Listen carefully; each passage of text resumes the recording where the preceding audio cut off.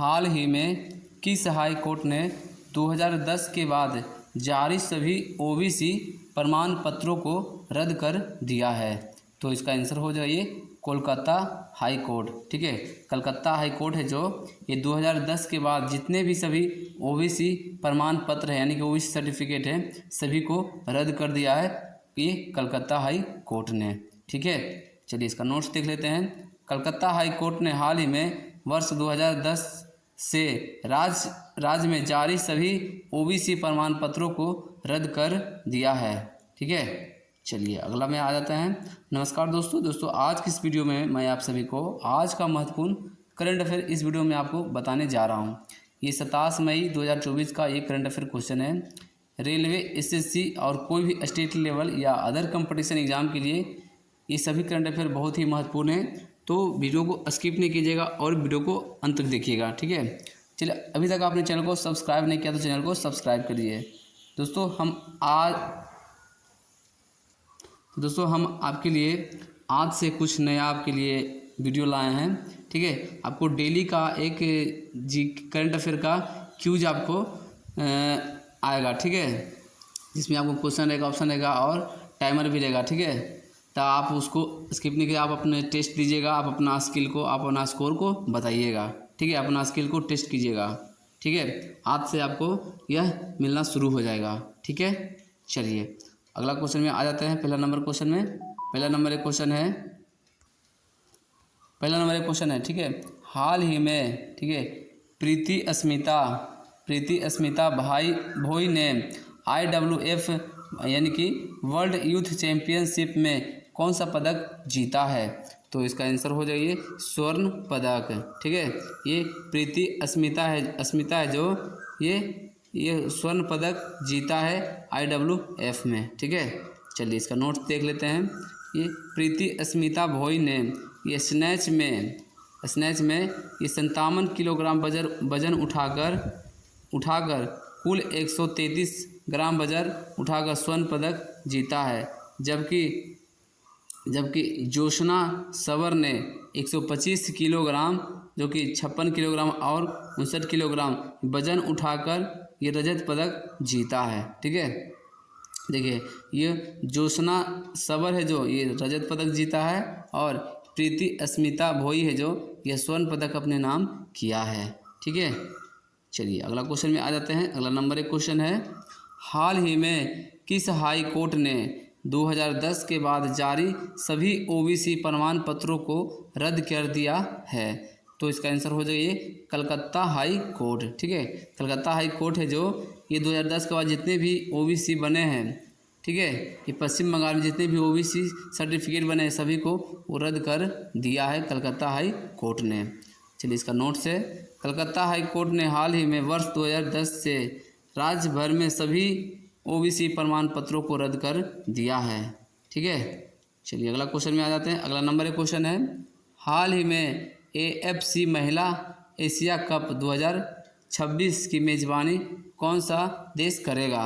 ठीक है, तो इसका आंसर हो जाइए ऑस्ट्रेलिया।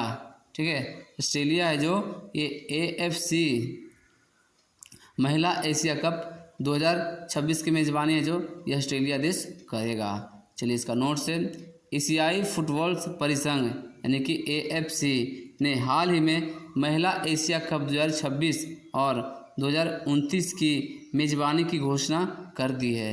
साल 2026 में यह टूर्नामेंट ऑस्ट्रेलिया में और साल 2029 में उज्बेकिस्तान की मेज़बानी में यह आयोजित किया जाएगा। ठीक है, यानी कि एशिया फुटबॉल परिसंघ यह महिला जो एशिया कप जो होगा 2026 में ये ऑस्ट्रेलिया में होगा और 2029 में होगा यह उज्बेकिस्तान में होगा। ठीक है, चलिए अगला क्वेश्चन में आ जाते हैं। अगला नंबर एक क्वेश्चन है, हाल ही में किस देश के कामी रीता शेरपा ने माउंट एवरेस्ट पर ये 30वीं बार चढ़ाई करके नया रिकॉर्ड बनाया है? तो इसका आंसर हो जाइए नेपाल। ठीक है, नेपाल के कामी रीता शेरपा ने, ठीक है, 30 बार माउंट एवरेस्ट पर चढ़ाई करके ये अपना रिकॉर्ड बनाया है। चलिए इसका नोट्स देख लेते हैं। नेपाल की दिग्गज कामी रीता शेरपा ने 30वीं बार माउंट एवरेस्ट पर चढ़ाई करके इतिहास रच दिया है। ठीक है, चलिए अगला क्वेश्चन में आ जाते हैं। अगला नंबर एक क्वेश्चन है, हाल ही में भारतीय तटरक्षक बल ने किस राज्य में तेल रिसाव प्रतिक्रिया ड्रिल की मेजबानी की है? तो इसका आंसर हो जाएगा ये पश्चिम बंगाल। ठीक है, चलिए इसका नोट्स है, भारतीय तटरक्षक बल ने हाल ही में तेल रिसाव प्रतिक्रिया ड्रिल की मेजबानी की है। 11वां बांग्लादेश पुस्तक मेला कोलकाता में हुआ है। पश्चिम बंगाल के ब्रांड एम्बेसडर ये सौरव गांगुली बने हैं। ठीक है, पश्चिम बंगाल के ब्रांड एम्बेसडर कौन है? ये सौरव गांगुली हैं। 11वां बांग्लादेश पुस्तक मेला कोलकाता में आयोजित हुआ है। ठीक है, चलिए अगला क्वेश्चन में आ जाते हैं। अगला नंबर एक क्वेश्चन है, हाल ही में कौन अंतर्राष्ट्रीय और गठबंधन का ये 99वां सदस्य बना है? तो इसका आंसर हो जाएगा स्पेन। ठीक है, स्पेन है जो अंतर्राष्ट्रीय और गठबंधन का 99वां देश स्पेन बना है। चलिए इसका नोट्स देख लेते हैं। स्पेन अंतर्राष्ट्रीय और सौर गठबंधन का 99वां सदस्य बन गया है। यह जानकारी विदेश मंत्रालय के प्रवक्ता ये रणधीर जायसवाल ने 22 मई 2024 को दी थी। अंतर्राष्ट्रीय और गठबंधन के सदस्य बनने के लिए आवश्यक अंतर्राष्ट्रीय सौर गठबंधन अनुसमर्थ उपकरण की स्पेन ने पुष्टि की है। ठीक है दोस्तों, हम आपके लिए इतना मेहनत करते हैं तो कम से कम आप एक मेहनत कीजिए कि वीडियो को एक लाइक कर दीजिए। ठीक है, वीडियो को एक आप लाइक कर दीजिए। ठीक है, और इस वीडियो को अपने दोस्तों के साथ शेयर भी कर दीजिए। ठीक है, चलिए अगला क्वेश्चन में आ जाते हैं। अगला नंबर एक क्वेश्चन है, हाल ही में कहाँ ये बौद्ध त्यौहार जिसका नाम है सागा दावा मनाया गया है? तो इसका आंसर हो जाइए सिक्किम। ठीक है, सिक्किम में एक बौद्ध त्यौहार है सागा दावा। ठीक है, ये मनाया गया है सिक्किम राज्य में। ठीक है, चलिए इसका नोट से 23 मई 2023 को सिक्किम में बुद्ध पूर्णिमा के अवसर पर ये सागा दावा का त्यौहार हर्ष और उल्लास के साथ मनाया गया है। ठीक है, ठीक है, सागा दावा ये त्यौहार है जो ये बुद्ध पूर्णिमा के दिन मनाया जाता है। ठीक है, सिक्किम में खास करके ये हर्ष और उल्लास के साथ मनाया जाता है। चलिए अगला क्वेश्चन में आ जाते हैं। अगला नंबर एक क्वेश्चन है, हाल ही में आई रिपोर्ट के अनुसार भारत में कितनी गंगा डॉल्फिन पाई जाती है? तो इसका आंसर हो जाइए 4000। ठीक है, 4000 है जो ये भारत की गंगा में ये डॉल्फिन पाई जाती है।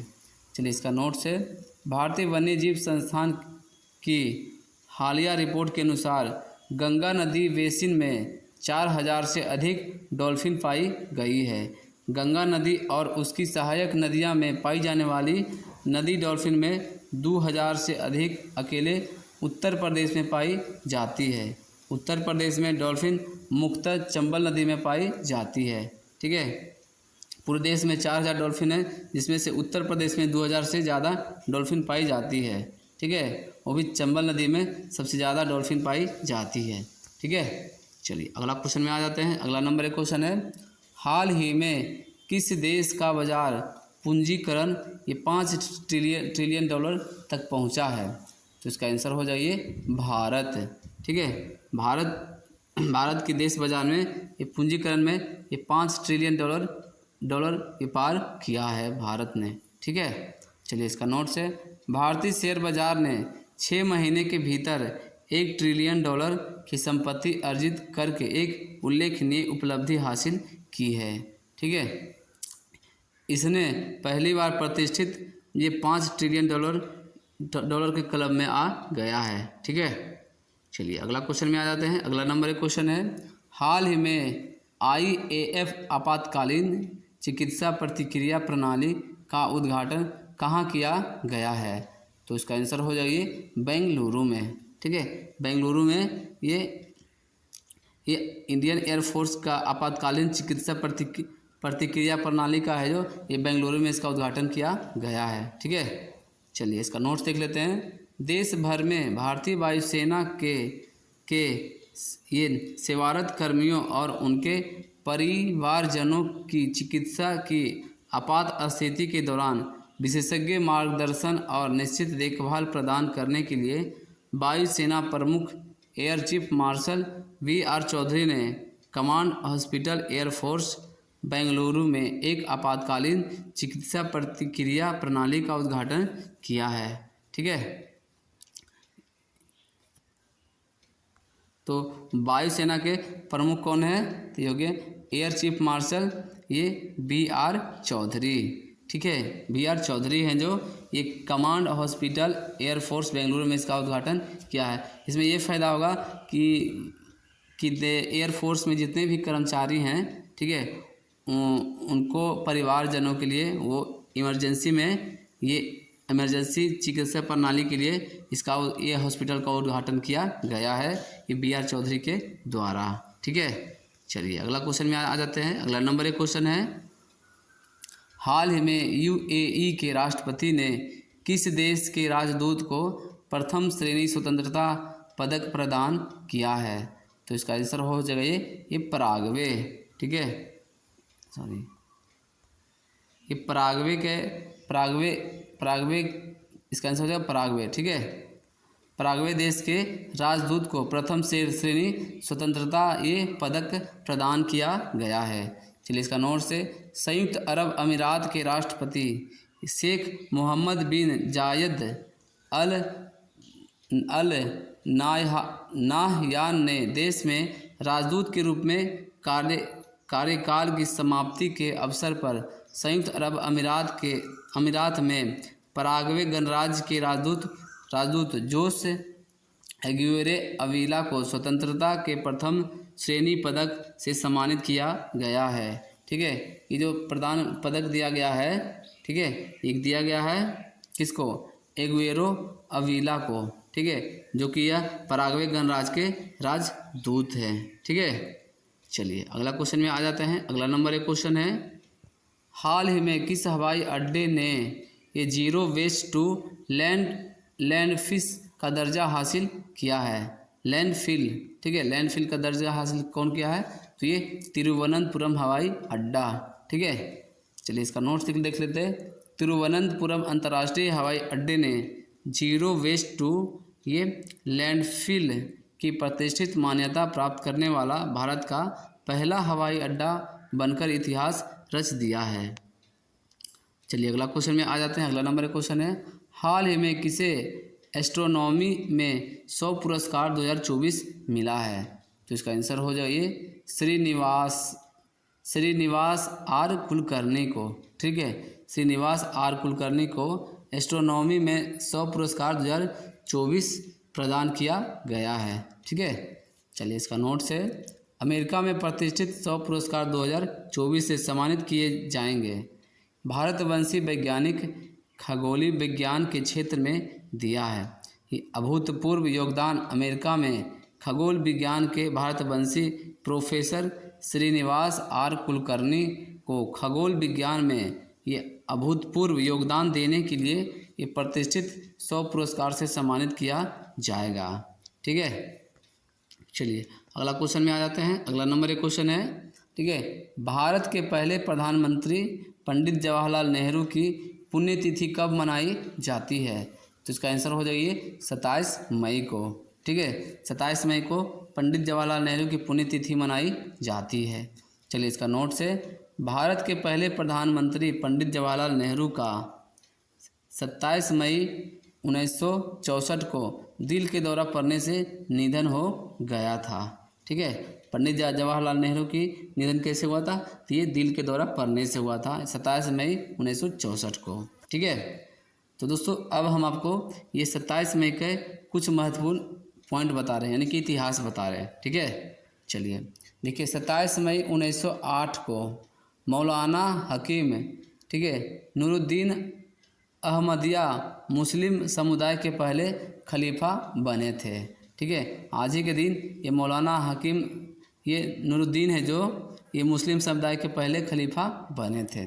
चलिए अगला है, 27 मई 1927 में चीन के गृह युद्ध में जापानी सेना का दखल। ठीक है, आज ही के दिन ये चीन में गृह युद्ध हुआ था, तो वहाँ जापानी सेना ने दखल दिया था। चलिए अगला है, 27 मई 1941 जर्मनी जंगी जहाज बिस्मार्क को ये ब्रिटिश नौसेना ने डुबाया था।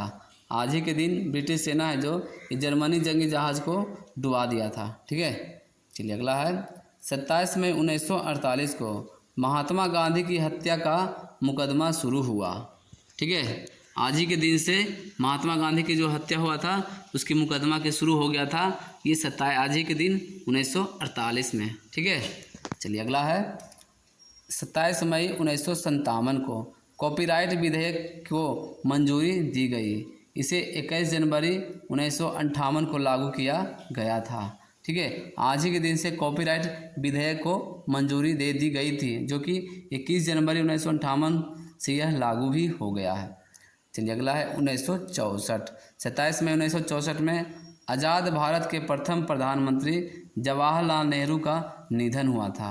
ठीक है, आज़ाद भारत के प्रथम प्रधानमंत्री जवाहरलाल नेहरू के दिन आज ही के दिन उनकी निधन हो गया था। ठीक है, चलिए इसका अगला है 27 मई 2006 को इंडोनेशिया में भीषण भूकंप से 6,600 लोगों की मौत हो गई थी।